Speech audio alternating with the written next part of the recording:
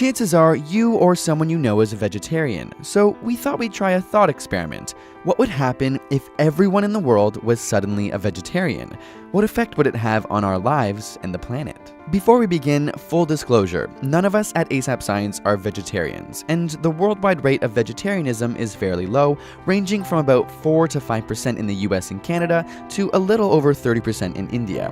As a result, there are currently about 20 billion chickens, 1.5 billion cows, over a billion sheep, and nearly a billion pigs in the world. Without any meat-eating humans to provide a market, whole herds of domestic animals would disappear. And this would free up vast quantities of land. About 33 million square kilometers of land are used for pasture, an area about the size of Africa.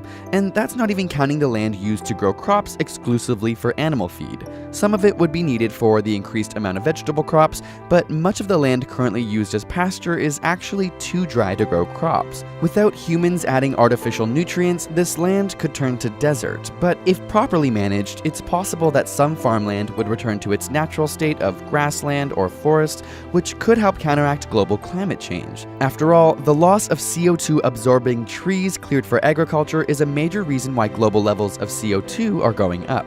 Cows and other grazers also affect our climate through large amounts of methane production, which has 25 times more potential planet warming power than CO2.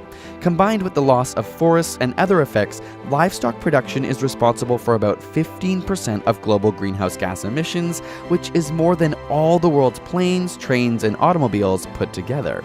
In fact, many scientists believe that reducing meat consumption may be one of the best strategies for managing climate change. A vegetarian diet would also greatly reduce water consumption. Around 70% of global freshwater consumption is used in agriculture. It takes 15,000 liters to make a kilogram of beef, 6,000 liters for pork, and 4,000 liters for chicken.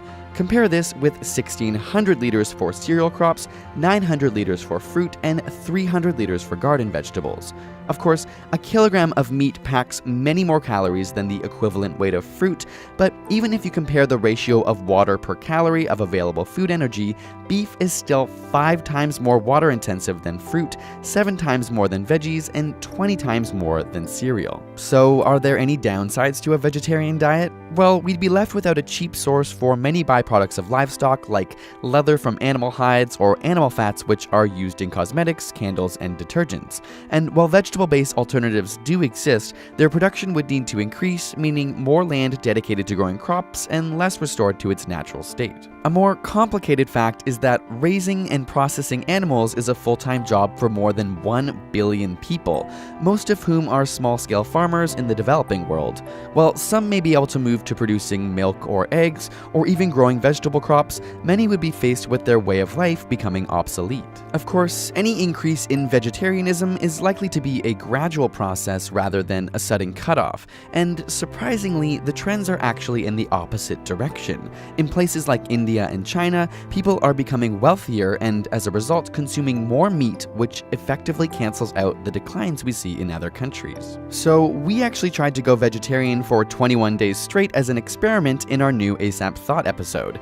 Check out the video if you want to see how it went, what we learned in the process, and how we felt about it both mentally and physically. And subscribe for more weekly science videos.